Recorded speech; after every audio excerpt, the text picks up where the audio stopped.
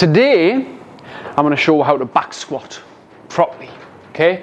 Now, just like I said in the previous video, if you haven't developed a decent body weight squat, doing a back squat might not be the best thing to go into. Maybe if you go lightweight, it's okay, but don't be one of these daft guys who tries to squat loads and loads of weight just to look good on social media or to be impressive in the gym when you haven't got your technique down and your form good. Because the last thing you want to do is hurt yourself and get yourself injured for weeks, if not months at a time.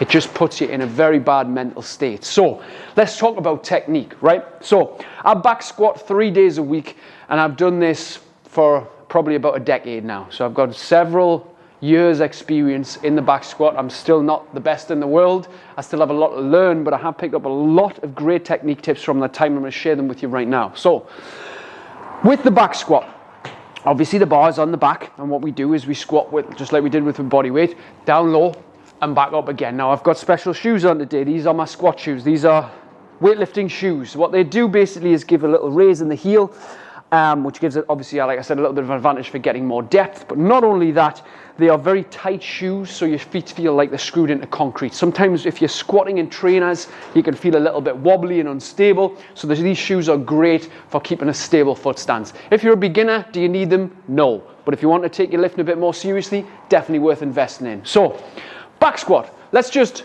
get under the back squat, do 5, and show you what I mean. So,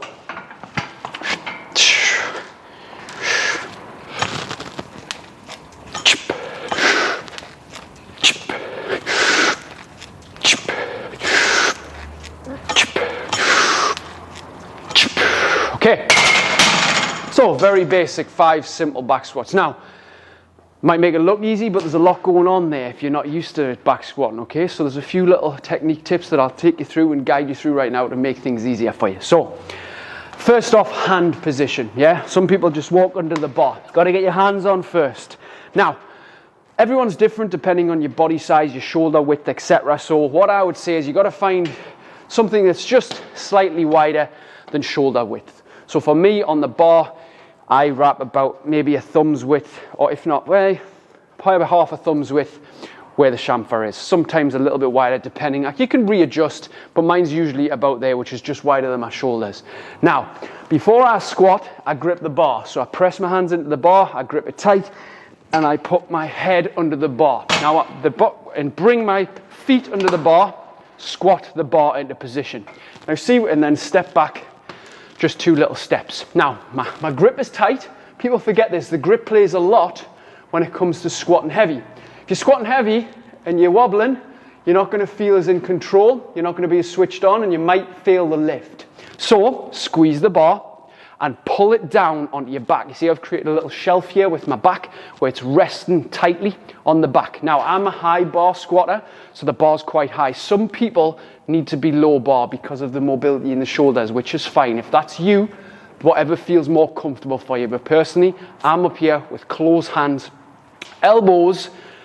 It depends what works for you. For the elbows, your elbows, especially if you're pushing heavy weight, will likely turn up as you come up, but that will kind of force you down. You've got to keep your core tight, i.e. tense your belly, keep everything solid, and keep a good tight grip. Immediately when you pull it down, your elbows should kind of drop a little bit. Okay, so nice tall chest. And again, just like we talked about in the previous video, with a foot position, wherever works for you so that your knees track outward and not in. So everything tight, down to the floor, up, press. Yep, everything tight, pull the bar onto my shoulder, down and up. Yes, okay, so once we can get a good 10-15 reps at a decent pace. Now what we don't want to do often is just drop into the weight and lose control. We want to take a little bit of control, so down a little bit slower and press up fast, yeah? Drive up fast from the floor, okay? As you come down a little bit slower, drive up fast and keep squeezing the bar. If you feel the bar wobbling, grip it tighter, yeah? Okay? So, there's a few little handy tips for you there within starting the back squat. So, let's get a little bit of weight on this.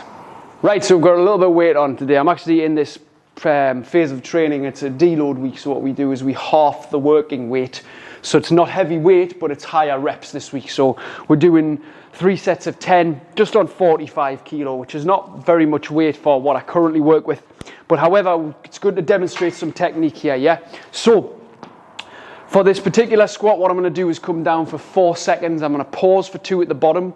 The pause is a great technique to add in to increase the drive from the floor. Because basically that pause, we're going to come down for 2 and stop for 4 seconds. The 4-second pause at the bottom basically takes out any bounce momentum that you'll get.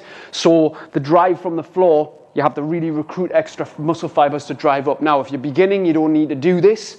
Yeah, but I would recommend coming down for a time of at least 2 before you drive up. So we're going to just do 10 reps on here, just so you can get an idea of the position of the squat.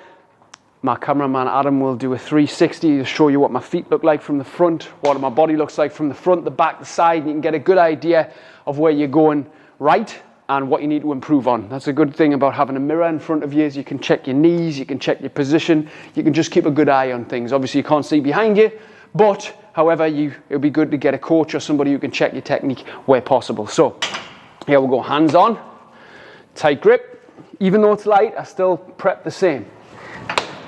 Head under, stand up, step back, down for 2, stop for 4 at the bottom for this particular squat.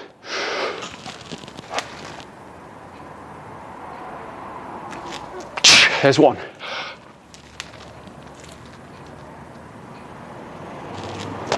Notice how I breathe out at the top. I breathe in at the top.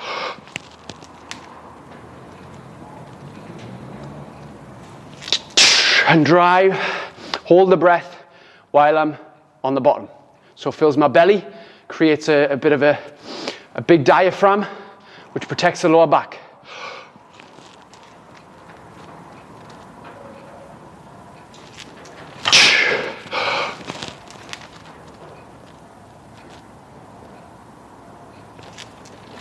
Halfway there.